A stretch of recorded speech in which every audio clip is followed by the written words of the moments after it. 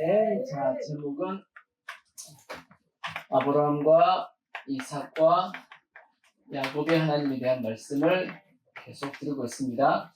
오늘은 17번째. 자, 소제목으로는 그랄로 내려간 이삭입니다. 흉년을 피해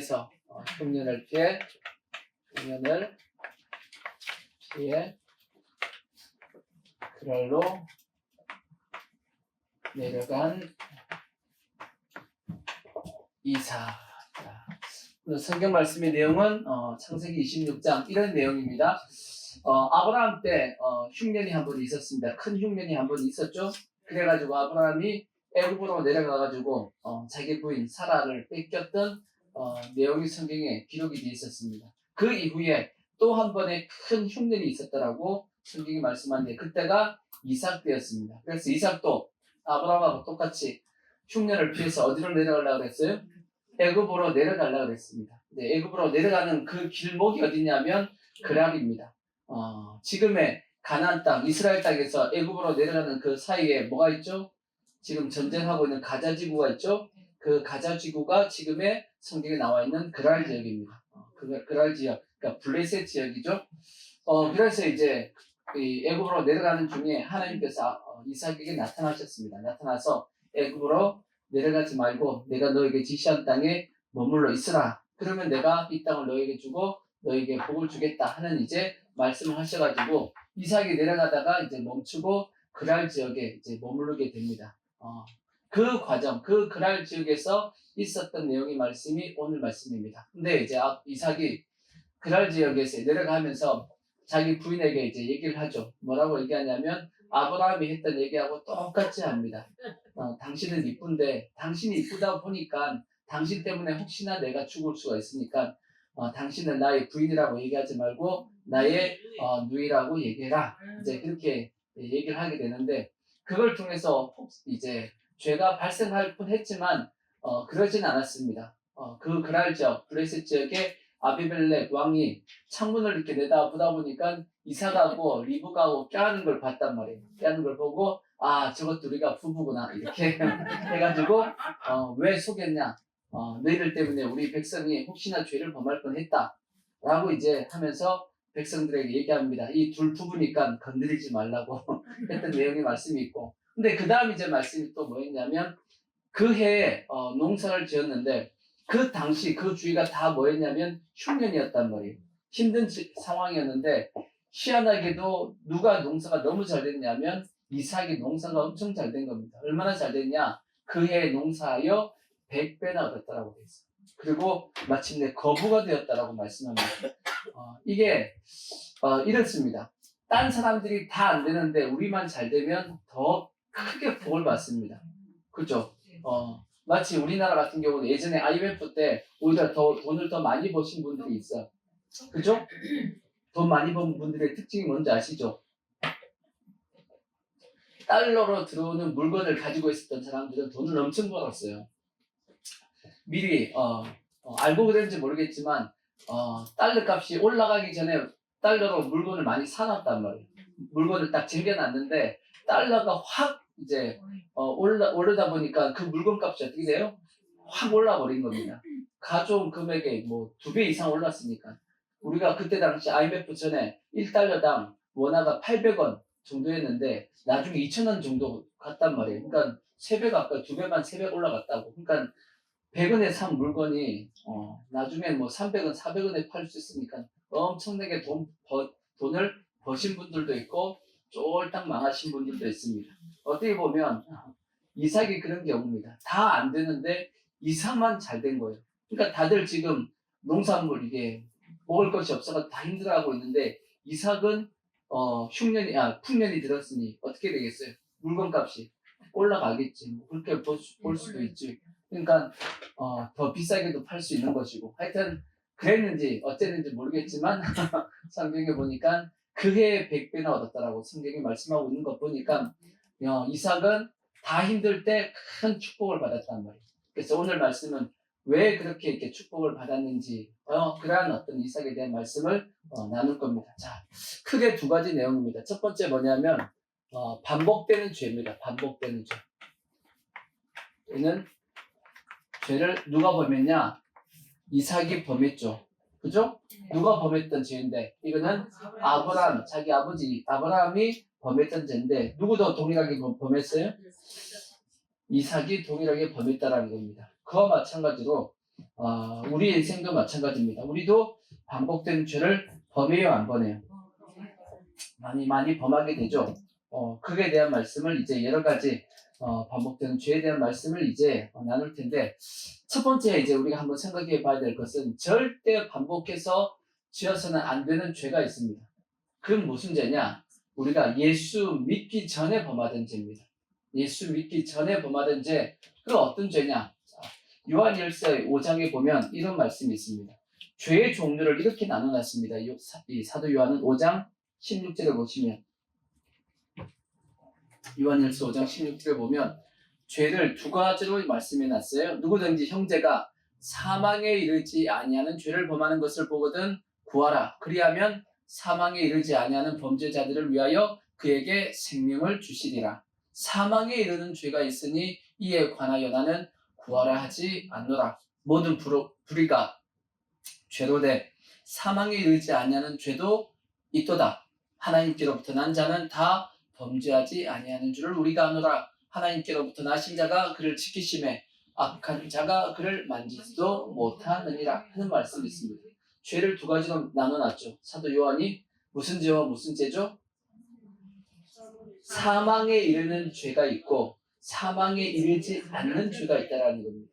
어떻게 보면 우리가 예수 믿기 전에는 어떤 죄를 범했냐면 사망에 이르는 죄가 있었다라는 겁니다. 근데 우리가 예수 믿고 난 다음부터는 사망에 이르지 않는 죄를 범하고 있는 거예요. 이해가 되시죠? 예수 믿는 사람은 사망에 이르는 죄를 지을 수 없다라고 말씀을 합니다. 이 말씀이죠. 5장 18절 보면 하나님께로부터 난 자마다 다 범죄하지 아니한 줄을 아나니 하나님께로 난 자는 뭐 하지 않는다? 죄를 범하지 않는다라고 말씀합니다. 이 말씀을 이제 또 두 종류로 해석을 합니다. 해석을 할 때는 첫 번째는 뭐냐면 예수 믿는 사람은 죄를 안 짓는다. 죄를 짓잖아. 근데 왜 죄를 안 짓는다고 했을까 했을 때 첫 번째가 뭐냐면 내 속에는 영입니다. 영. 인간은 영과 혼과 육과 나누는데 내 속에는 영은 거듭난 영은 죄를 지을 수가 없습니다. 왜? 내 속에 누가 와 계시니까? 성령님이 와 계시기 때문에 영은 죄를 범하지 않습니다. 그 대신 무엇은 죄를 범하냐면 내 혼과 육체는 계속 이제 범죄를 하게 돼 있죠. 그래서 내 영은 죄를 범하지 않는다. 이렇게도 해석을 합니다. 또 한편 이제 오늘 말씀과 같이 이 말씀을 보면 어떤 죄를 범하지 않는다라고 얘기하냐면 하나님을 믿게 되면 무슨 죄를 범하지 않는다? 사망에 이르는 죄는 범하지 않는다. 왜? 내 속에 와 계신 그분 성령님이 나를 지켜주시기 때문이다 라고 말씀하고 있기 때문이에요. 그러니까 예수 믿으면 절대 무슨 죄는 범하면 안 되냐면 반복되는 죄, 사망에 이르는 죄는 범하면 안 됩니다. 그럼 사망에 이르는 죄가 뭐가 있나? 사망에 이르는 죄가 뭐가 있죠?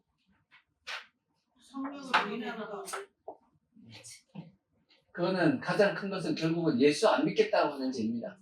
나 예수 안 믿겠다 하는 죄가 사망에 이르는 죄고 다르게 얘기하면 곧 성령 회방죄입니다. 성령을 모독하는 죄죠. 그럼 성령을 모독하는 죄는 뭐냐? 자, 성경에 보면 마태복음 12장 31절을 보면 성령을 모독하는 건 이걸 성령을 모독한다라고 얘기해요.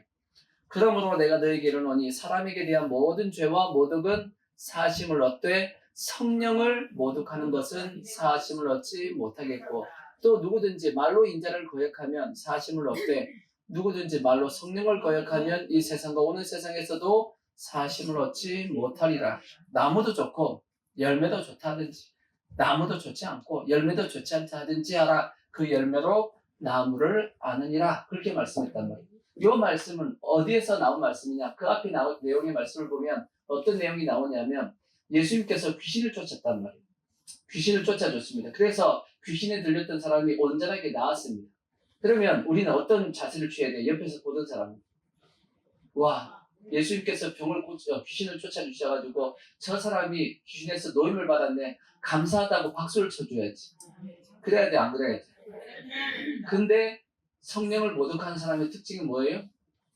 저 귀신을 쫓아낸 예수님은 뭐한 사람이다? 귀신의 왕 바알세불을 입어가지고 귀신을 쫓아낸 거다라고 얘기를 한다라는 거예요. 그 얘기를 듣고 예수님께서 하셨던 말씀이에요. 성령을 모독하는 것은. 그럼 뭔 뜻이냐? 똑같은 사건을 보더라도 계속 뭘로 보는 거예요? 반대를 위한 반대를 하는 사람. 그게 성령을 모독하는 겁니다. 알고도 계속 그것을 뭐 하는 거예요? 부정하는 겁니다. 요즘 많이 우리가 보죠. 어디서 많이 보죠? 저 정치권에서 많이 보는 행태입니다. 아무리 얘기해줘도 절대 믿지 않고 절대 인정하지 않습니다. 자기들이 생각하는 방식과 그것만 계속 주구장창 주장하는 모습 우리가 보잖아 지금. 화딱지 나죠. 야, 저 사람들은 가망이 없구나라고 생각할 때가 있어. 아, 저 사람들은 가망이 없구나. 이번 주에 저기 서울의 전 목사님하고 주진우하고 하는 걸 봤더니 딱 그 느낌이 들더라고요. 아, 저 사람은 가망이 없구나. 들으려고 하지 않습니다. 보니까 똑같이 뭐죠? 아까 나무도 좋고 열매가 좋다든지 나무가 좋지 않고 열매도 좋다 하지 않다든지 그냥 그렇게 해야 되는데 이거는 그게 아니야. 이 사람은 아예 반박을 위해서 반박을 하는 모습을 가지고 있어요. 아, 이게 그래서 그것이 뭐냐면 그 심령이 이미 완고해진 겁니다. 완악해진 거예요. 그래서 보기는 보아도 나 못 봤어 이렇게 얘기하는 사람이고 듣기는 들었어도 나 안 들었어 이렇게 얘기하는 사람이라는 거지. 그게 성령을 회방하는 모독하는 죄입니다. 이게 이제 우리가 예수 믿기 전 세상에 있을 때 우리가 어떻게 보면 범했던 죄입니다. 예수님에 대해서 우리가 부인했던 모습이었단 말이에요. 근데 그나마 우리는 이제 예수를 믿게 되었고 구원을 받게 됐단 말이에요. 그래서 구원을 받은 우리는 절대 어떻게는 안 되냐면 그렇게 안 된다는 얘기입니다. 그렇게 하면 그 자체가 뭐냐? 이거는 사망에 이르는 죄입니다. 사망에 이르는 죄라고. 그래서 성경은 베드로가 이렇게 말씀했죠. 자, 2장 20절 베드로후서 2장 20절에 보면 그 모습이 마치 이와 같다고. 만일 그들이 우리 주 대신 구주 예수 그리스도를 알므로 세상의 더러움을 피한 후에 다시 구중에 뭐하면 얽매여 지고연 그 나중 형편이 처음보다 더 심하리니 의의 도를 안 후에 받은 거룩한 명령을 저버리는 것보다 알지 못하는 것이 도리어 그들에게 나으리라. 참된 속담에 이르기를 개가 그 토하였던 것에 돌아가고 돼지가 씻었다가 더러운 구덩이에 도로 누웠다는 말이 그들에게 응하였도다. 그러니까 물론 우리는 이런 죄를 범하지 않습니다. 아까도 말씀했지만 내 속에 와 계신 성령님이 요 속에 와 계신 분은 무슨 죄를 범하지 않는다고요? 사망에 이르는 죄는 범하지 않습니다. 사망에 이르는 죄는 범하지 않습니다. 그러니까 여러분 절대 예수 부인하지 않잖아. 부인해요, 안 해요? 부인 안 하죠? 예수 믿기 때문에 그건 안 한단 말이에요. 하지만 그래서 우리는 절대 그런 죄는 일단 반복해서 범하지는 않습니다.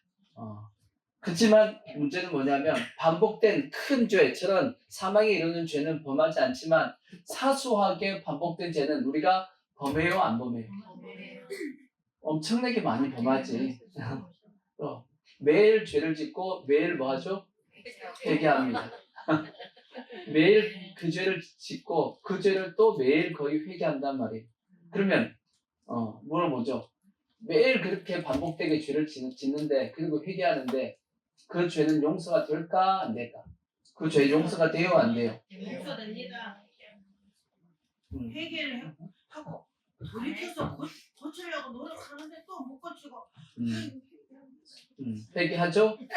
죄는 용서가 되냐 안 되냐? 됩니다. 반복되는 죄 반복되게 회개하십시오. 죄 용서됩니다. 예수 그리스도의 피는 넉넉하게 여러분 반복되는 죄를 용서를 구하면 회개가 됩니다. 아시겠죠? 그러니까 마음껏 죄를 뭐 하시라고? 지으라는 뜻은 아닙니다. 마음껏 죄를 지으라는 뜻은 아니고 우리가 애들 키워보면 알잖아. 애들 키워보면 애들이 매일 매일 다른 죄를 짓는 게 아니잖아요. 매일 똑같은 죄를 지어. 그러니까 엄마하고 아빠가 매일 뭐 하죠? 똑같은 잔소리 합니다. 그리고 똑같은 잔소리를 하면서 그 죄를 짓지 않게 만들려고 미리 예방해서 이렇게 먼저 해라 계속 그렇게 얘기한다고. 그럼에도 불구하고 아이들은 지어야 안 지어요. 또 그 죄를 짓든지 그 사고를 친단 말이야. 그래서 사고를 치면 엄마 아빠가 그 아이를 버리나요?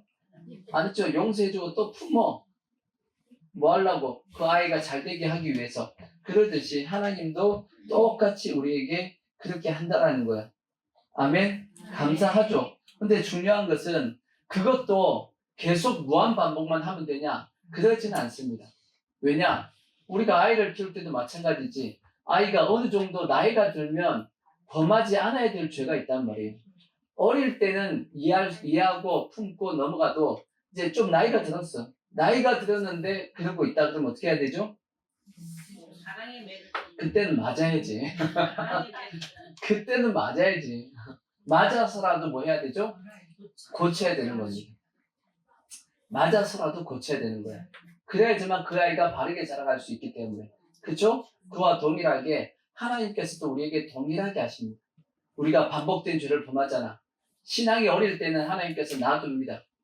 놔둡니다. 하지만 신앙이 이제 나이가 좀 들어가지고 이 정도쯤 되었으면 그 죄는 범하면 안 되지 라고 하나님께서 이제 생각이 드시면 뭐 하시냐면 맴매를 하시기 시작한단 말이지. 이해가 되시죠? 그래서 성경에는 그렇게 말씀하고 있습니다. 자, 히브리서에 보시면 12장 4절에 보면 그런 내용이 있죠. 히브리서 12장 4절 너희가 죄와 싸우되 아직 피 흘리기까지는 대항하지 아니하고 또 아들들에게 권하는 것 같이 너에게 권하신 말씀도 잊었도다. 이르시되 내 아들아 주의 징계하심을 경히 여기지 말며 그에게 꾸지람을 받을 때 낙심하지 말라. 주께서 그 사랑하는 자를 뭐 하신다고요? 징계하신다고. 왜 징계하시죠? 사랑하니까 여러 가지 있죠. 사랑하기 때문에 그 죄를 짓지 않게끔 하기 위해서 징계하시는 겁니다. 그죠? 그래서 그가 받아들이시는 아들마다 채찍질 하심이라 하였으니 너희가 참으면 징계를 받기 위함이라. 하나님의 아들과 같이 너희를 대우하시나니 어찌 아버지가 징계하지 않는 아들이 있으리요. 징계는 다 받는 것이오늘 너희에게 없으면 사생자요 친아들이 아닙니다. 또 우리 육신의 아버지가 우리를 징계하여도 공경하였거든 하물며 모든 영의 아버지께 더욱 복종하여 살려 하지 않겠느냐. 그들은 잠시 자기의 뜻대로 우리를 징계하였거니와 오직 하나님은 우리의 무엇을 유익을 위하여 그의 거룩하심에 참여하게 하시느니라. 물론 징계가 당시에는 즐거워 보이지 않죠. 마치 애들이 맞으면 즐거워 보이지 않지. 하지만 슬퍼 보이지만 후에 그로 말미암아 연단을 받은 자들은 의와 평강의 열매를 맺는다라고 되어 있습니다. 그러니까 징계를 받아야 되는 겁니다. 그걸 통해서 뭘 해야 되냐면 우리가 자꾸 반복해서 범하고 있는 그 죄를 뭐 해야 되죠? 끊어내야 되는 겁니다. 하나님께서 어느 정도 나이가 들면 그 끊게 만들려고 징계하신다라는 거예요. 그럼 이제 우리가 선택해야 돼.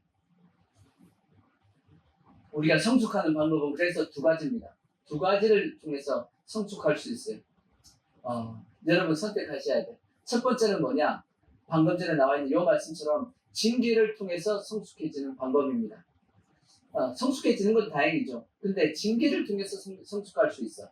그러면 정반대로 징계를 안 받고도 성숙할 수 있는 방법이 있을까요? 없을까요? 있겠죠. 그럼 그건 어떻게 하면 될까? 아까 본문 읽었어요. 지금 우리 읽었는데 그치? 죄와 뭐 해야 되냐면 피 흘리기까지 싸워야 돼. 그러니까 내가 먼저 싸우면 징계를 안 받습니다. 왜? 싸웠으니까 싸움을 통해서 이겨서 내가 성숙해지면 징계를 안 받는 거지. 근데 내가 뭐 안 하니까 죄하고 안 싸운다고. 죄하고 안 싸우고 계속 죄를 범하니까 하나님이 안 되겠다 싶으니까 뭐 하는 거예요? 징계를 하는 거야. 선택하십시오.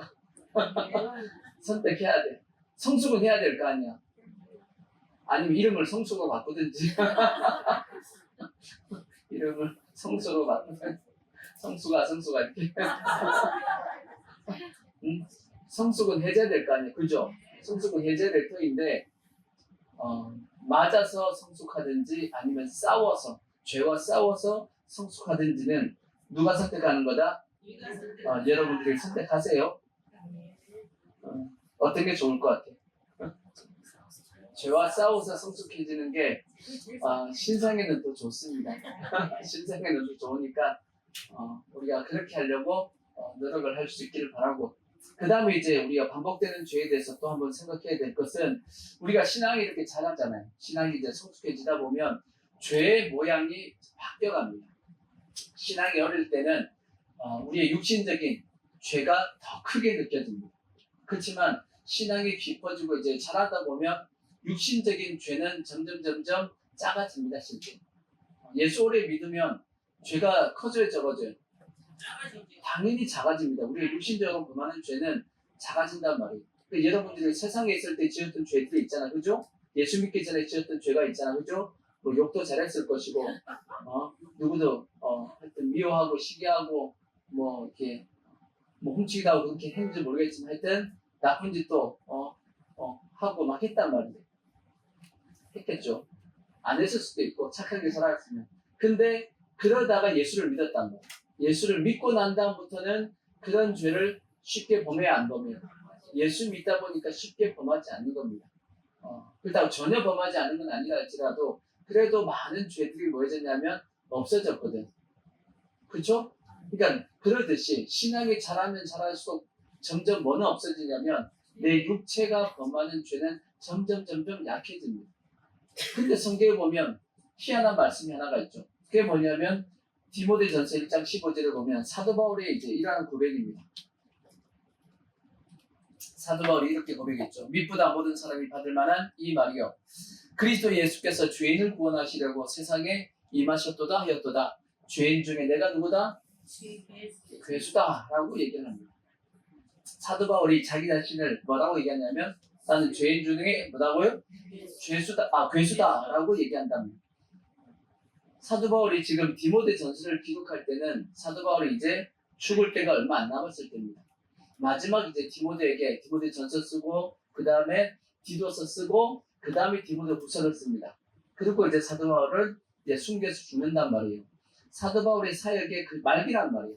그런데도 불구하고 사도 바울이 자기 자신을 얘기하길 나는 죄인 중에 뭐다?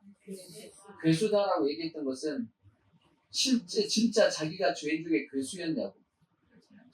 사도 바울이 지금 깜빵에 들어가서 이제 마지막 죽을 날을 기다리고 있는데 뭔 죄를 그 깜빵에서 크게 지었기에 자기가 죄인 중에 괴수다라고 얘기했을까? 아니죠.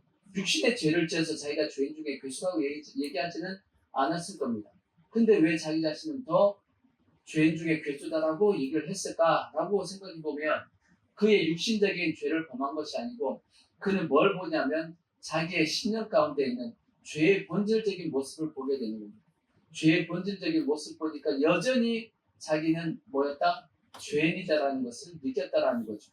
마치 로마서 7장에 있는 말씀처럼 로마서 7장 18절에 있는 말씀 보면 이런 말씀 있잖아. 내 속 곧 내 육신에 선한 것이 거하지 아니하는 줄을 아노니 원함은 내게 있으나 선을 행하는 것은 없노라. 내가 원하는 바 선은 하지 아니하고 도리어 원하지 아니하는 바 악을 행하는도다. 만일 내가 원하지 아니하는 그것을 하면 이를 행하는 자가 내가 아니요 내 속에 거하는 죄니라. 그러니까 사도 바울은 뭐가 더 크게 보이는 거예요? 내 신념 가운데는 죄의 본질적인 모습이 죄의 본질, 내 속에 거하고 있는 죄가 있다는 것을 안 거죠. 그러니까 이게 크게 보이는 겁니다. 그러니까 신앙이 깊어지면 깊어질수록 성숙해지면 외적인 죄는 점점 약해집니다. 하지만 내 신념 가운데 뭐가 있다라는 것, 이 죄의 본질이 있다라는 그것이 점점 느껴지거든. 그래서 자기가 얼마나 연약한 존재인지를 깨닫게 되고 그걸 알게 되고 그래서 누구의 도움 없이는 하나님의 은혜와 하나님의 도움이 없이는 살아갈 수 없는 연약한 존재인 것을 점점 더 크게 깨닫게 되는 겁니다. 그게 신앙의 성숙해진 모습이에요. 자기가 잘났다고 막 이거 아직까지 애야. 신앙이 자라면 자랄수록 자기 자신이 얼마나 연약한 존재이며 하나님의 도움 없이는 살 수 없다는 것이 더 커지는 것이 성숙해지는 모습입니다. 그러듯이 우리가 반복되는 죄를 범하지 않기 위해서는 이러한 신앙의 성숙함이 있어야 되는 겁니다. 자기 자신의 연약함을 깨닫게 되는 거죠. 그래서 죄의 본질을 보게 되고 그런 것을 보게 되면 더욱더 하나님을 의지하게 되고 하나님 바라보게 되고 해서 뭐가 점점 사라지게 되냐면 죄가 점점 약해져 가는 겁니다. 이해가 되시죠? 그래서 우리 성도들도 그렇게 되어야 될 것이고, 결론적으로 생각하면 우리가 이제 더 죄를 짓지 않기 위해서 해야 될 것이 뭐냐면, 우리가 결국은 말씀입니다. 말씀으로 돌아가야 되는 겁니다. 뭘 기억해야 되냐면 역사를 기억해야 돼. 어떤 역사를 기억해야 되냐? 마치 우리나라 같은 경우는 6.25를 기억해야지. 6.25 전쟁을 기억하면 어떤 생각이 들어요? 우리는 절대 뭘 받아들여서는 안 된다. 절대 공산주의는 받아들이면 안 된다.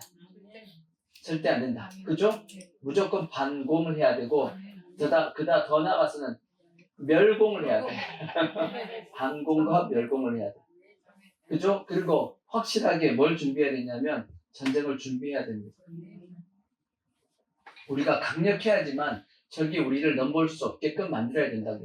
그것이 우리가 전쟁을 치르지 않는 우리가 승리할 수 있는 방법이듯이 역사를 기억해야지만 그것이 되어진단 말이지. 그죠? 그와 같이 동일하게 우리도 뭘 기억해야 되냐면 역사를 기억해야 되는 겁니다. 우리 삶의 어떤 우리 인생의 역사를 기억하고, 나라도 마찬가지고 가정도 마찬가지고 개인도 마찬가지고 정확한 인식을 가지고 있어요. 정확한 인식, 역사관을 가지고 있듯이 신앙관과 가치관과 다른 어떤 그런 걸 가지고 있어야 되는 겁니다. 그걸 가지고 있어야지만 반복된 죄를 범하지 않는 겁니다. 그러니까 실제적으로 그래서 뭘 가지고 있어야 되냐면 구약의 어떤 역사적인 배경들, 이러한 배경들을 쭉 통해서 하나님께서 이러한 상황에서 이렇게 심판을 하셨구나, 이런 죄를 이스라엘 백성이 보면서 이렇게 죄를 지어서 하나님 앞에 이렇게 심판을 받았구나 하는 그런 말씀들과 죄를 범하게 된 과정들을 우리가 보면서 마치 하와가 뱀에게 미혹을 받았잖아요. 미혹을 받았을 때 그가 미혹을 받았던 이유는 뭐냐면 정확하게 뭘 못했냐면 하나님의 말씀에 대한 인식이 정확하지 못했기 때문이에요. 제일 처음에 아담이 하와에게 뭐라고 얘기했을까? 하나님께서 저 선악을 알게 하는 나무의 실과를 먹으면 정령 죽는다. 반드시 죽는다라고 얘기했을 거라고. 근데 하와는 어떻게 받아들인 거예요? 죽을까 하노라라고 받아들였다는 거지. 근데 아담이 그러면 하와에게 얘기하길 죽을 수 있어라고 얘기했을까? 아니겠죠. 분명히 죽는다라고 얘기했을 겁니다. 근데 하와는 그걸 어떻게 받아들인 거죠? 죽을 수도 있어라고 받아들인 겁니다. 죽을 수도 있어라고 받아들인 것이 결국은 뭘 범하게 만들었죠? 죄를 범하게 만든 겁니다. 그러니까 뭘 안 한 거예요? 정확하게 하나님의 말씀을 받아들이지 않았던 겁니다. 그와 같이 우리도 마찬가지. 하나님의 말씀에 대해서 정확하게 받아들여야 돼. 아멘. 그래서 정확하게 뭘 알아야 되냐면 하나님의 구약부터 신약에 있는 모든 말씀에 대해서 정확하게 우리가 다 알고 있어야지만 마귀 앞에 쉽게 미혹을 당해서 죄를 범하지 않는 겁니다. 실제적으로 하와가 범했던 그 죄, 그리고 아담이 범했던 그 죄가 똑같이 오늘날도 비슷하게 그렇게 죄는 마귀가 그렇게 공격합니다. 하와가 범했던 죄는 뭐냐면 방금 전에 얘기했듯이 정확하게 하나님의 말씀을 몰라가지고 범했던 죄입니다. 진짜 정확하게 진짜 이거 먹으면 죽는다 라는 것을 알았으면 하와가 안 먹었겠죠. 근데 그걸 정확하게 모르고 어설프게 앓다가 먹었죠. 그럼 아담은 어떻게 죄를 범했죠? 하와가 아담에게 선악과를 마음으로 줌으로 먹었다라고 돼 있어. 그러면 아담은 뭐 때문에 죄를 범한 거예요? 하와가 주니까 먹었으니까 정 때문에 마음이 약해가지고 죄를 범한 거야. 안 그랬겠어요? 아담은 만약에 마귀가 아담에게 그냥 찾아와가지고 선악과 먹으라 그랬으면 아담은 절대 안 먹었을 겁니다. 왜? 이 정령 죽는다고 얘기했으니까 난 절대 안 먹어 했을 수 있단 말이야. 그러니까 그의 약점이 뭐였던 거예요? 아담의 약점은 하와야. 옆구리가 비어있단 말이야. 아담은 한쪽이 비어있다고. 그게 하와란 말이지. 하와를 통해서 아담이 옆구리를 공격한 거야. 그랬듯이 마귀가 지혜롭단 말이에요. 마귀가 그걸 아는 거죠. 직접 공격하면 아담은 절대 넘어질 죄를 범할 사람이 아니야. 근데 누굴 통해서 공격하면? 하와를 통해서 공격하면. 그러면 마귀는 알죠? 마귀의 목적은 하와였어요? 아담이었어요? 아담이었잖아. 하와가 범죄하고 아담이 범죄 안 했으면 죄가 내려왔어요? 안 내려왔어요? 안 내려왔지. 하와만 심판받지. 근데 아담은 누구만 심판받는 것을 두고 볼 수가 없는 거야. 하와만 심판받는 걸 두고 볼 수가 없는 거지. 이게 남자의 마음이야. 이 남자가 세요? 여자가 세요? 여자가 세네. 여자는 세다고 얘기하지 않고 여자는 독하다고 얘기하는 여자는 독하다고 얘기해. 남자는 논리에 강하기 때문에 논리에 강하다 보니까 논리적으로 공격하면 남자는 탁 방한단 말이에요. 근데 뭐에 약하냐? 이렇게 여자를 통해서 공격하면 남자는 쉽게 무너지는 것을 이게 마이가 안 거야. 그래서 하와는 정확하게 뭘 몰라가지고 하나님의 말씀을 정확하게 몰라서 범죄했고, 아담은 하와의 그 연약한 모습에 자기도 하와를 그냥 버려둘 수가 없어가지고 같이 먹어버렸단 말이지. 그러니까 그의 약점이 그랬듯이 우리도 마찬가지입니다. 그래서 우리가 반복된 죄를 범하지 않기 위해서는 일단 하와가 범하는 죄를 범하시면 안 되지. 그러기 위해서는 뭐 해야 되냐? 정확하게 뭐 해야 되죠? 하나님의 말씀을 알 때 정확하게 알아야 돼. 아멘. 확실하게 알아야 됩니다. 어설프게 아니까 이단에 자꾸 빠지고 넘어지고 그렇게 되는 거니까 하나님의 말씀을 그래서 정확하게 아셔야 돼요. 아시겠죠? 그리고 또 남자들 같은 경우는 근데 이건 참 쉽지가 않습니다. 남자들 책임감이 있고 의협심이 있고 하다 보니까 이게 또 이제 자기 부인 혼자 놔두고 자기만 산다 이게 용납이 안 된단 말이에요. 용납이 돼요? 그 용납이 되는 거 되게 비겁하게 보이잖아, 그죠? 자기만 사는 것처럼 느껴지잖아. 참 이게 하나님께서 이게 남자에게 주신 마음인데 참 이게 그래서 잘 이겨놔야 됩니다. 그래서 우리는 정과 욕심을 십자가에 온전히 못 박는 갈라디아에서의 말씀처럼 육체와 함께 그 정과 욕심을 십자가에 못 박아야 된다. 알아 사십시오. 알아 사십시오. 하여튼 우리가 반복된 죄를 범하지 않기 위해서는 그래서 일단은 먼저 뭐부터 해야 되냐면 하나님의 말씀으로 뭐 해야 되냐? 무장하시고 아까 드렸던 말씀처럼 죄와 뭐 하셔야 되냐면 싸우셔야 됩니다. 죄와 싸워야지 피 흘리기까지 싸워야지만 덜 죄를 범하는 것이고 또 더 나가서 뭐까지 해야 되냐면 경계하라고 돼 있어. 성경은 하나님의 말씀을 가지고 경계해야 됩니다. 죄 지을 것 같으면 미리 다 잘 방비를 해가지고 반복되는 죄 마치 우리나라 같은 경우는 전쟁을 미리 다 준비해 놓고 있어야지만 적이 쉽게 공격하지 못하듯이 말씀으로 우리가 잘 경계해야지만 하수권을 잘 세워야지만 우리가 반복되는 죄를 범하지 않는 겁니다. 그래서 우리 모든 성도들은 반복되는 죄를 범해서 하나님 앞에 이렇게 징계를 받는 그러한 일이 없도록 우리가 노력을 할 수 있도록 해주시기를 부탁의 말씀을 드리겠습니다. 또 이제 두 번째는 뭐냐면 이삭의 축복된 삶.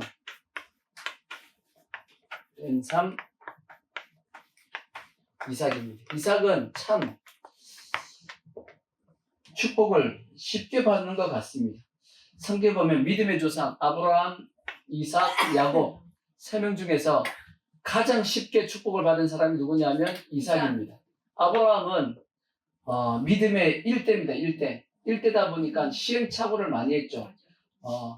넘어졌다 일어났다 넘어졌다 일어났다를 몇 번 반복합니다. 그러면서 마지막에 반듯하게 이제 세워지는 그게 아브라함의 모습이었고 야곱의 모습은 보면 야곱도 누구처럼 할 수 있었냐? 이삭처럼 할 수 있었습니다. 왜? 야곱에게는 뭐가 있었죠? 약속이 있었어요. 약속이 있었단 말이에요. 약속이 있으니까 이삭도 뭘로 결국 빨리 축복을 받았냐? 약속이 있었기 때문에 빨리 축복을 받은 겁니다. 야곱도 약속이 있었으니까 이삭처럼 할 수 있었죠. 근데 야곱의 인생을 보면 어떤 인생을 살았죠? 야곱이 노년에 고백했듯이 내 평생이 험악한 세월을 보냈다라고. 험악하게 살았던 이유는 뭐였냐? 약속을 믿지 못하고 자기의 힘으로 자기의 능력을 가지고 그 약속을 만들어내려고 하다가 결국은 험악한 세월을 살게 되는 겁니다. 그러면 우리는 어떤 삶을 선택해야 되냐? 이삭 같은 삶을 선택해야 돼요? 야곱 같은? 아브라함 같은? 제일 좋은 건 이삭같이 사는 게 제일 좋은 겁니다. 그죠? 물론 믿음의 일대, 저처럼 제일 처음 예수 믿은 사람은 아브라함처럼 갈 가능성이 제일 큽니다. 어쩔 수 없어. 왜? 일단 받은 게 없으니까, 받은 게 믿음의 받은 게 없으니까 시행착오 많이 합니다. 일대 예수 믿은 사람들은 참 고난이 많습니다. 실제 그래서. 뭐 어쩔 수 없어. 그렇지만 자기의 자녀에 대해서는 어떻게 해요? 약속으로 키워나가야지.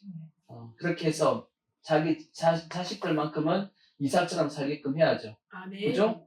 맞죠? 더 나아가서는 이삭도 자기 아들 야곱에게 이렇게 이제 키웠어야 되는데 이삭은 어떻게 보면 누구 때문에 저렇게 되었을까라고 생각해 보면 에서 때문이더라고도 생각이 듭니다. 왜? 경쟁자가 있단 말이에요. 이게 경쟁자가 있으면 이게 편안하게 안 됩니다. 편안하게 안 돼요. 이삭은 일단 누가 없었냐면 경쟁자는 없었습니다. 그러니까 자기 혼자 그냥 약속을 받았으면 되지만 야곱은 누가 있다 보니까 에서가 있다 보니까 뭐 해야 되죠? 뺏어야 된다는 생각을 처음부터 많이 가지고 있었고 내가 가져야 된다는 생각을 가졌던 것 같아. 그러다 보니까 하나님의 약속을 믿기보다는 자기가 인간적인 방법으로 뭔가를 만들어 보려고 했던 게 더 세지 않았을까, 강하지 않았을까라고 생각을 해봅니다. 네, 그건 이제 나중에 이제 설명을 하고 중요한 것은 이제 오늘 말씀에 이삭은 축복을 받는데 아까 이제 말씀드렸던 것처럼 다 흉년인데도 불구하고 자기만 어떻게 되죠? 그의 농사여 100배나 얻었다라고 이렇게 말씀을 하고 있습니다. 자, 아까 읽었던 말씀, 자 12절, 26장 12절 보시면 그렇게 돼 있다고. 이삭이 그 땅에서 농사하여 그의 100배나 얻었고 여호와께서 복을 주심으로 그 사람이 창대하고 왕성하여 마침내 거부가 되어 양과 소가 뼈를 이루고 종이 심히 많으므로 블레셋 사람이 그를 시기할 만큼 그의 축복을 받았고 나중에는 그 뒤에 우리가 본문 말씀 읽지 않았지만 자 26절을 보시면 이제 이삭이 그 땅을 이제 그랄 지역에서 떠나가지고 브엘세바 지역으로 이제 옮겼단 말이죠. 이제 가나안 땅의 맨 밑에 있는 가나안 땅을 설명할 때 성경에 뭐라고 말씀했죠? 어디서부터 어디까지? 단에서부터 브엘세바까지. 그게 단은 맨 위에 있는 지역이 가나안 땅 맨 위에 있는 지역이고 브엘세바는 가나안 땅 맨 밑에 있는 지역입니다. 브엘세바인데 그 브엘세바로 이제 이삭이 옮겼단 말이에요. 옮겼는데 누가 찾아왔냐? 아비멜렉, 그랄 지역의 왕이었던 아비멜렉이 찾아와가지고 그 친구 아우삭과 군대 장관 비골이 찾아왔습니다. 찾아와서 뭐 했냐? 이삭이 그들에게 이르되 너희가 나를 미워하여 나에게 너희를 떠나게 하였거늘 어찌하여 내게 왔냐? 하고 물어봤더니 그들이 이르되 여호와께서 너와 함께 계심을 우리가 뭐 했어? 분명히 보았다라는 거지. 하나님께서 너한테 뭐 하는 걸 봤다? 축복하는 걸 봤다. 그러니까 뭐 하자는 거예요? 우리 사이 곧 우리와 너 사이에 맹세하여 너와 계약을 맺겠다라고 말씀합니다. 뭔 계약이에요? 화친 계약입니다. 화친의 계약. 싸우지 말자. 우린 평화협정입니다. 평화협정을 하자. 그렇게 이제 얘기를 한 겁니다. 오늘날 같으면 평화협정을 하자는 건 뭔 뜻이냐면 나중에 전쟁하겠다는 뜻입니다. 근데 저 때는 그게 아니에요. 진짜 아비멜렉은 우리 싸우지 말자 하고 찾아온 겁니다. 왜요? 너는 누구와 함께하고 있는 것 같다? 하나님이 함께하고 있는 것 같다라고 생각하니까 아비멜렉이 하나님과 함께하고 있는 사람하고는 안 싸워야겠다라고 생각을 한 겁니다. 그래서 이제 이삭이 그만큼 그렇게 축복을 받았다는 거죠. 옆에서 보기에도 와, 저 사람은 하나님이 함께하네? 이렇게 봤다라는 겁니다. 그러면 이삭이 이렇게 축복된 삶을 크게 뭔가 한 것 같지도 않아. 이삭의 인생을 보면. 그죠? 뭔가 이삭이 크게 뭘 노력을 해가지고 받은 것 같지도 않은데 이렇게 축복된 삶을 살아가는 것은 왜 그럴까라고 이제 생각을 해보면 여러 가지 이유가 있습니다. 첫 번째가 뭐냐면 이거는 모리아산입니다. 모리아산의 사건이 이것이 이삭의 축복된 이 축복의 삶의 시작이라고 볼 수 있어요. 모리아산이 어떤 일이 있었냐? 아브라함이 이삭을 바치려고 했죠. 이삭이 그때 당시 나이가 한 15세에서 한 20세 사이쯤이 된다고 봅니다.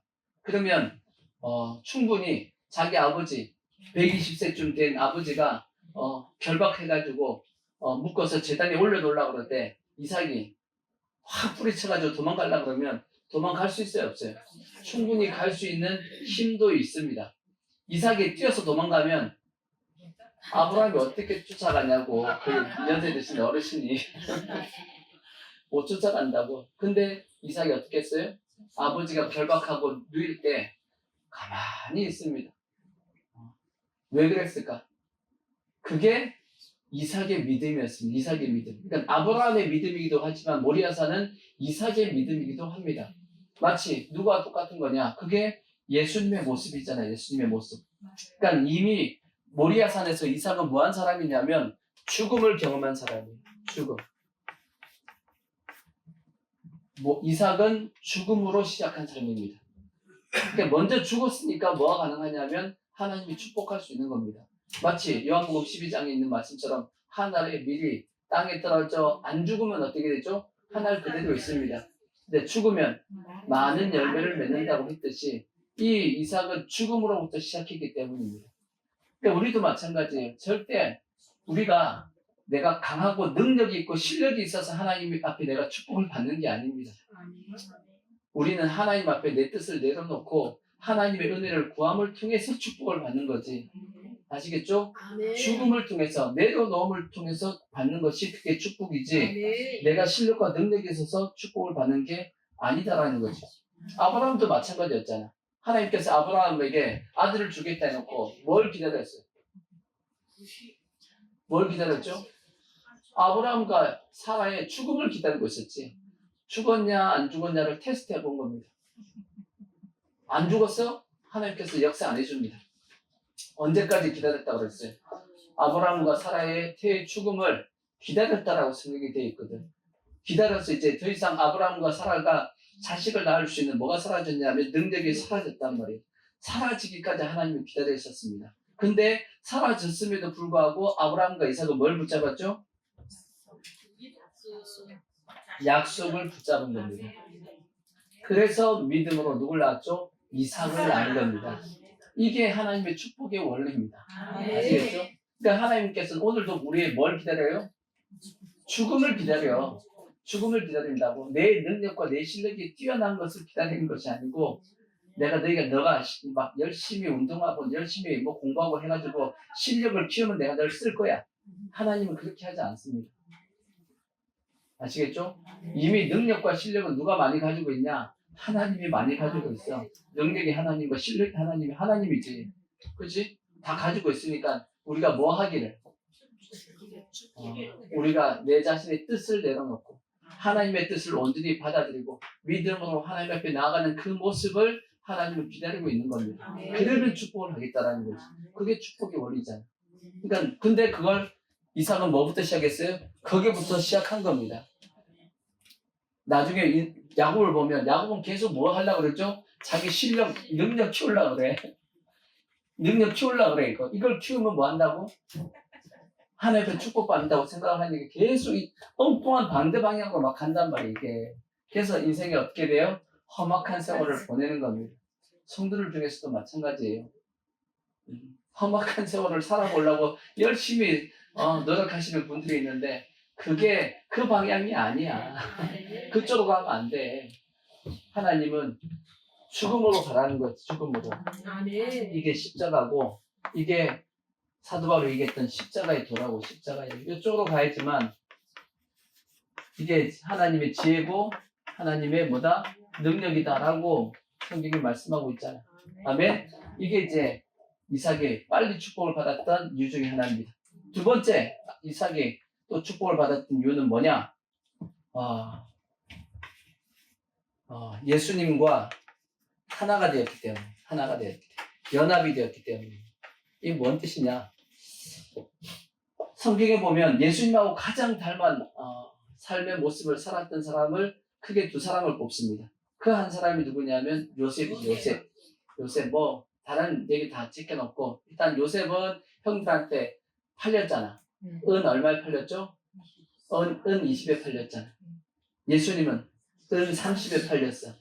왜 요셉은 20이고 예수님은 30이지? 그 차이가 뭐죠? 요셉은 아직 17세 소년이었어. 소년의 값은 20세고 예수님은 30이요. 어른입니다. 성인. 그래서 30인 거예요. 아시겠죠? 지금은 제가 예전에 말씀드렸듯이 물가가 계속 경제가 성장하니까 물가가 올라갑니다. 그래서 예전에 그 화폐 단위하고 지금의 화폐 단위가 틀려요. 그죠? 예전에 여러분 짜장면 한 그릇 우리가 어릴 때 제가 초등학교 다닐 때 저는 국민학교죠. 저는 국민학교 다녔어. 초등학교 국민학교 다녔어. 세대가 달라. 초등학교 세대가 아니고 국민학교 세대입니다. 국민학교 다닐 때 짜장면 한 그릇 얼마였냐? 저 때는 500원 했습니다. 500원. 500원. 지금은 짜장면 한 그릇 7,000원, 8,000원 정도 합니다. 그죠? 물가가 그만큼 경제가 성장했다는 얘기입니다. 근데 예전에는 예수님 당시하고 요셉하고는 거의 1000년 차이가 나는 1000년 차이가 나거든. 근데 어떻게 물가가 안 올랐네? 왜 안 올랐죠? 농경사회는 안 오릅니다. 농경사회는 안 올라요. 물가가 그 물가입니다. 왜? 생산된 양이 똑같기 때문이에요. 지금은 생산된 양이 어떻게 되죠? 확 계속 늘어나기 때문에 경제가 성장하니까 물가가 같이 올라가고 화폐 단위가 이렇게 화폐의 어떤 가치가 달라지지만 그때 당시는 경제가 이렇게 그렇지 않기 때문에 화폐 단위가 똑같이 가는 겁니다. 이해가 되시죠? 그래서 요셉 당시 요셉이 20에 팔렸고 예수님 당시는 30에 팔렸습니다. 똑같은 겁니다. 근데 그와 같이 요셉과 예수님은 뭐하죠? 닮았다라는 얘기가 닮았다. 이삭도 뭐하죠? 닮았죠. 뭘 통해 닮았죠? 모리아산에서 닮았잖아. 왜? 아버지의 뜻에 따라서 예수님도 십자가에서 자기를 내어주고 죽음에 내어줬잖아. 동일하게 누구도 이삭도 아버지께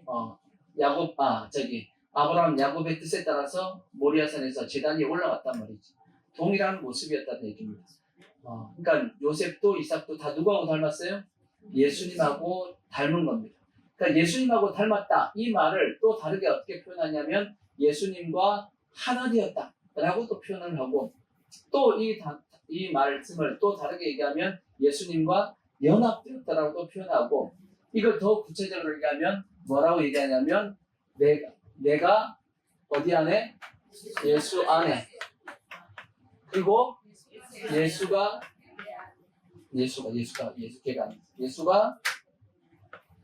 내 안에 그 뜻입니다. 다 똑같은 말씀이에요. 함께, 동행, 안에, 하나, 또 연합. 다 이 말씀 다 뭔 뜻이죠? 다 요 뜻입니다. 요 뜻이. 근데 이제 내가 예수 안에, 예수가 내 안에 있을 때 어떤 게 발생하죠? 무엇이든지 원하는 대로 구하면 다 이루게 됩니다. 그 사람은 열매를 맺게 되고 또 예수님의 제자가 되어주고 그렇게 되어진단 말이지. 그러면 내가 예수 안에라는 뜻은 뭔 뜻일까? 내가 예수 안에. 우리가 예수 안에 있다는 뜻이 뭐겠어요?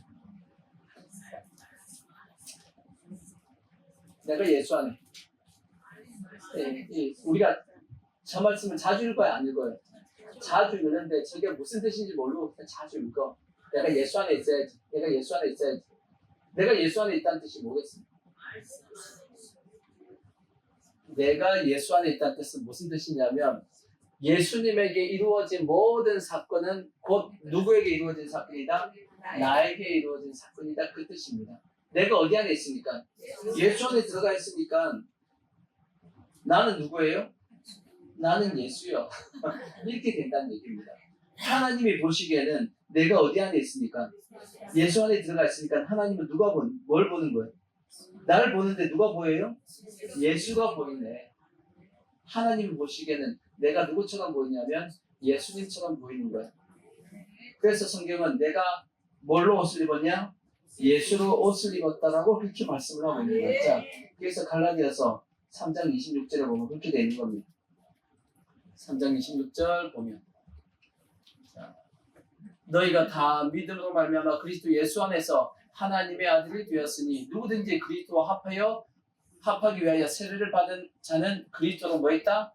옷 입었다. 그리스도로 뭐 했다? 옷을 입었으니까 그 옷을 누가 입었어요? 내가 입었잖아. 그럼 내가 어디 안에 있는 거예요? 그리스도 안에 있잖아 지금. 하나님이 보시기에는 뭘로 보이는 거예요? 그리스도로 보여. 이해가 되시죠? 그래서 우리는 누가 되어진다? 하나님의 아들이 되어진다. 그 뜻입니다. 이걸 더 정확하게 얘기한 것이 이제 로마서 6장이죠. 6장에 보시면 1절 보시면 우리가 늘 얘기하듯이 많이 얘기했던 내용입니다.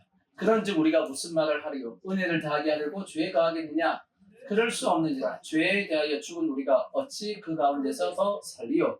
무릇 그리스도 예수와 합하여 세례를 받은 우리는 그의 죽으심과 합하여 세례를 받은 줄을 알지 못하느냐? 그러므로 우리가 그의 죽으심과 합하여 세례를 받음으로 그와 함께 뭐 되었다? 장사되었나니 이는 아버지의 영광으로 말미암아 그리스도를 죽은 자 가운데 살리심과 같이 우리 또한 새 생명 가운데 행하게 하려 함이라. 만일 우리가 그의 죽으심과 같은 모양으로 뭐가 되었다? 연합한 자가 되었으면 또한 그의 부활과 같은 모양으로 연합한 자도 되리라. 우리가 알거니와 우리의 옛사람이 예수와 함께 뭐였어요? 십자가에 못 박힌 것은 죄의 몸이 죽어 다시는 우리가 죄에게 종노릇하지 아니하려 함이라. 이 말씀을 다시 요약을 하면 뭔 얘기냐? 예수님의 십자가 사건은 곧 누구의 십자가 사건이다? 나의 십자가 사건. 예수님이 십자가 달려 죽었지만 누가 죽었다? 내가 죽었다. 그 뜻입니다.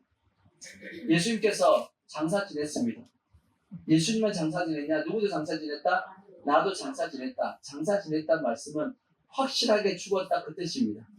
장사 지내기 전에 뭐부터 해야 되죠? 확실하게 죽었는지 확인해야 돼. 확실하게 안 죽었는데 장사 지내면 안 돼. 그죠? 장사를 지냈다라는 것은 그의 죽음이 확실한 그 뜻입니다. 그 죽음이 확실하니까 그 다음에 무슨 일이 발생하죠? 부활이 일어났단 말이에요. 부활. 예수님이 부활한 것, 그걸로 끝나는 것이 아니고 누구도 부활했다? 나도 부활했다. 예수 부활, 누구 부활? 내 부활. 아멘. 더 나아가서 예수님 부활하시고 뭐 했죠? 승천하셨단 말이에요. 예수님만 승천했냐? 아니에요. 누구도 승천했다? 나도 승천했다. 우리 여기 있는데 언제 승천했지? 성경에 에베소서 1장에 보면 성경에 뭐라고 말씀했냐면 예수님이 승천하셨는데 예수님이 승천하시고 어디 계시죠? 하나님 보좌 우편에 앉아 계시잖아. 근데 그게 누구도 같이 앉아있다? 나도 같이 앉아있다고 돼 있어요. 우리의 뭐가 앉아있냐? 나의 영적인 위치가 거기가 있습니다. 우리는 하나님의 아들의 위치까지 올라가 있다라고 말씀했죠. 곧 예수님에게 이루어진 모든 사건은 누구에게 이루어진 사건이다? 나에게 이루어진 사건이다. 아멘? 그게 뭔 뜻이냐면 내가 예수 안이라는 뜻이에요. 내가 예수 안에 있는 거예요. 아멘? 그러니까 내가 예수 안에 있다는 뜻이 뭔지 이제 아시겠죠? 정확하게. 그러니까 예수님과 나는 하나야, 하나. 다 똑같은 말씀. 하나 되었고 연합되었고 함께 있고 다 똑같은 말씀. 다 표현만 틀리게 했을 뿐이고. 그 다음에 내가 예수 안에 있고 그 다음에 예수가 누구 안에? 내 안에 있단 말이에요. 근데 예수가 내 안에 들어왔단 말이에요. 그럼 어떤 일을 발생하겠어요? 예수가 내 안에 들어왔어요. 예수가 내 안에 들어왔으니까 하나님의 능력이 나를 통해서 나타나겠죠. 그렇죠? 성경의 말씀을 보면 하나님의 말씀을 받은 자는 뭐다? 신이라 하였거든. 예수님께서 말씀했습니다. 그러니까 하나님의 말씀이 내 속에 들어와 계시니까 그 말씀이 내 속에서 뭐하죠? 역사하는 거지. 하나님의 말씀 뭐하니까? 살아있으니까 역사를 한단 말이지. 그러니까 예수님이 내 안에 와 계시면 그 예수님의 능력이 누굴 통해서? 나를 통해서 나타난다는 뜻입니다. 그래서 예수님께서 말씀했잖아요. 뭐라고 말씀했죠? 내가 한 능력을 너희도 할 것이고, 아멘. 내가 행한 것보다 더 큰 일을 너희도 할 것이다 라고 예수님께서 말씀했단 말이에요. 실제적으로 보면 성경에 보면 예수님이 한 것을 제자들이 했지 않았어요? 했단 말이에요. 성경에 보면 베드로 성경에 사도행전을 보시면 사도행전 5장 15절을 보시면 어떤 일이 발생했냐? 심지어 병든 사람을 메고 거리에 나가 침대와 요 위에 누이고 베드로가 지나갈 때 혹 그의 뭐야? 그림자라도 누구에게 덮일까 바라고 예루살렘 부근에 수많은 사람들도 모여 병든 사람과 더러운 귀신에게 괴로움을 받는 사람을 데리고 와서 다 뭐 있다? 나음을 받았다. 와. 뭘 어떻게 하면? 그림자라도 쑥 지나가면 나았대요. 주의 아버지. 예수님보다 더 센 것 같아. 그런데 예수님을 만졌잖아. 혈루증 여인이 예수님을 탁 만졌더니 옷자락에 만졌더니 나음을 받았단 말이에요. 마가복음에 그 말씀이 있죠. 그 뒤에 보면 계속 이어서 나오는 말씀들이 뭐냐면 예수님을 뒤쫓아가면서 자꾸 예수님 만진 사람이 엄청나게 늘어났어. 성경에 보면 그렇게 돼 있어요. 왜? 그 여인이 만져가지고 고침 받았단 말이지. 고침 받았더니 그 다른 사람들도 저렇게 하면 고침 받네 하고 막 쫓아와가지고 자꾸 예수님 만지는 거야. 왜? 만졌더니 뭐하죠? 고침을 받는 겁니다. 왜?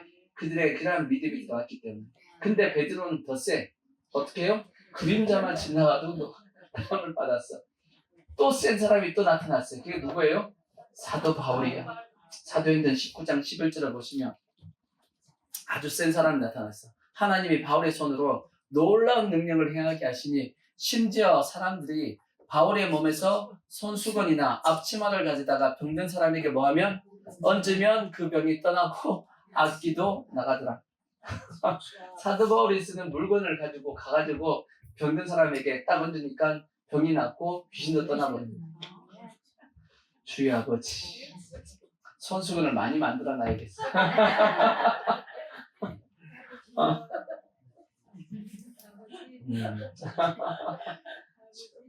가끔씩 그래가지고 사고 치는 분들이 있어. 한국 교회에서. 한국 교회뿐만 전 세계에 많아. 사고 치시는 분들이. 그거 파는 사람들도 있고 손수건 이렇게 팔듯이 이거 가져가면 병 낫는다고 이게 사고 치시는 많은데 그렇게 하면 그건 이단이고 진짜 하나님의 능력이 이렇게도 나타날 수는 있습니다. 성경이 말씀하고 있으니까. 그러니까 예수님께서 말씀했듯이 내가 한 것보다 더 큰 일을 그들도 할 수 있다라고 말씀했단 말이죠. 그게 뭐예요? 그게 내가 예수 안입니다.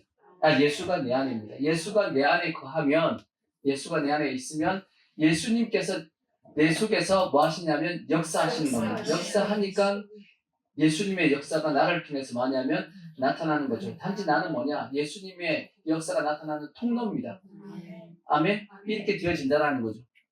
이게 이제 어떻게 보면 예수님과 연합된 모습인데 이게 하나 된 모습입니다.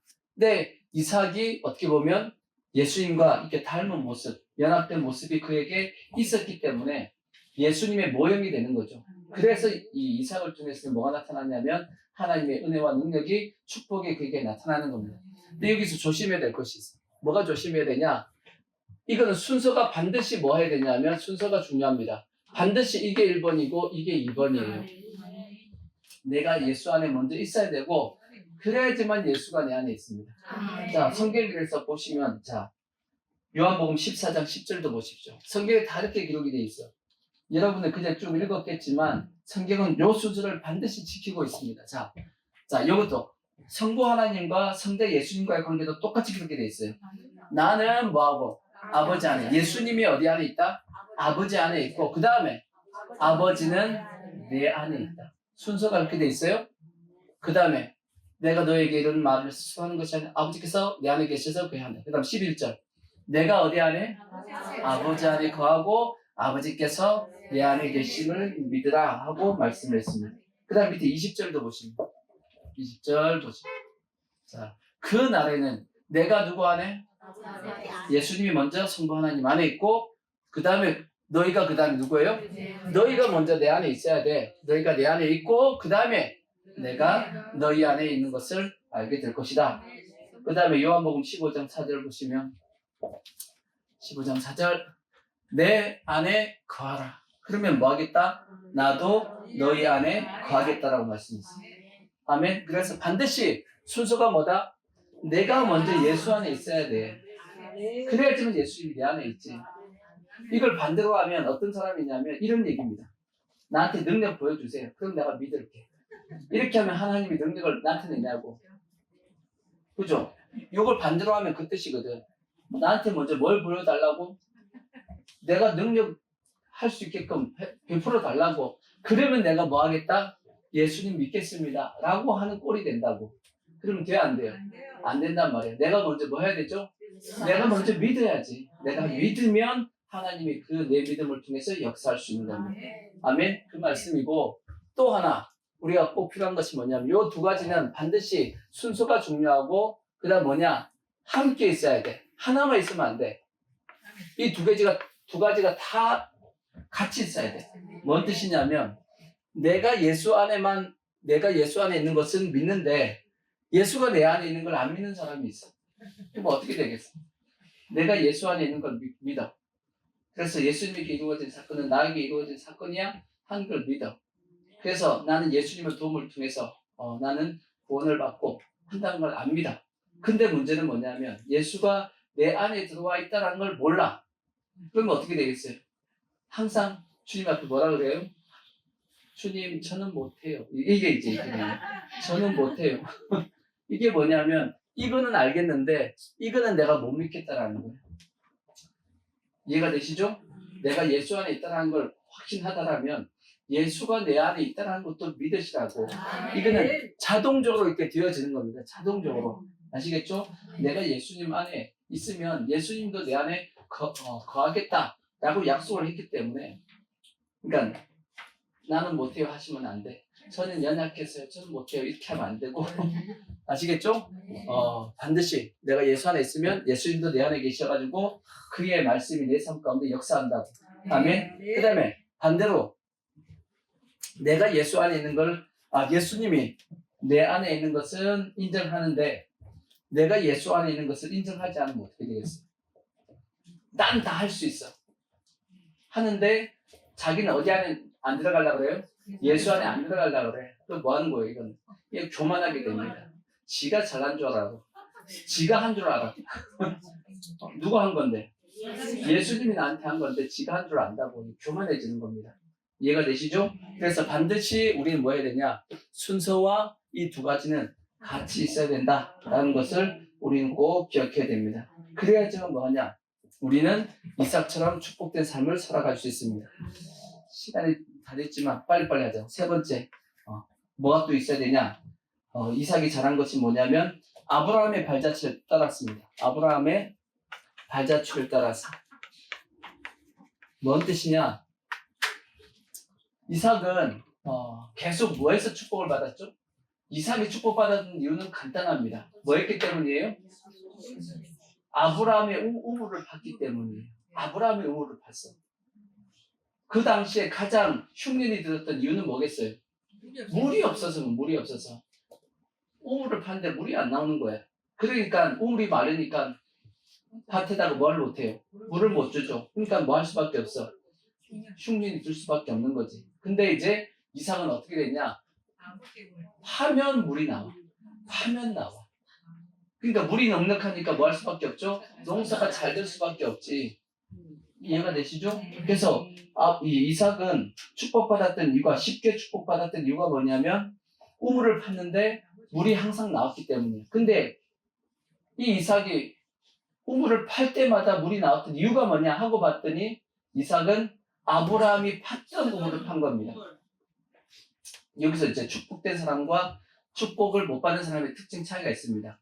이 블레셋 사람들은 뭘 했냐? 아브라함의 우물을 막아버렸어요.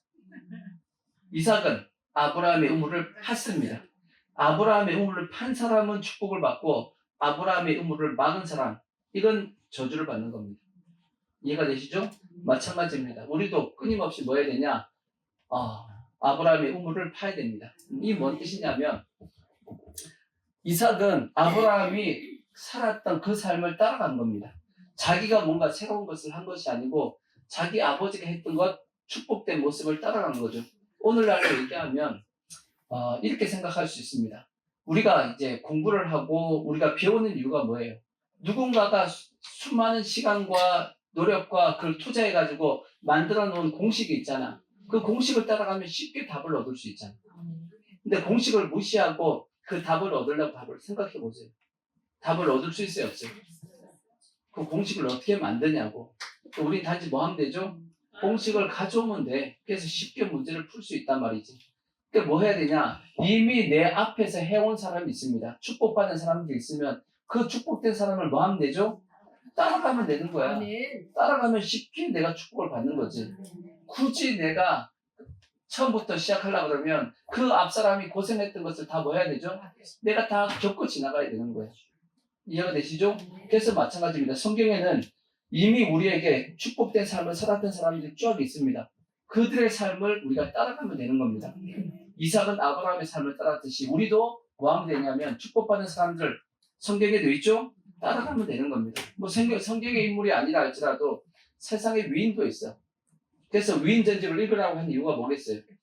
그들의 삶을 보면서 야, 이 사람이 이렇게 살아가지고 축복한테 쓰임 받았네? 나도 그렇게 살아봐야지. 그렇게 해서 위인이 되는 겁니다.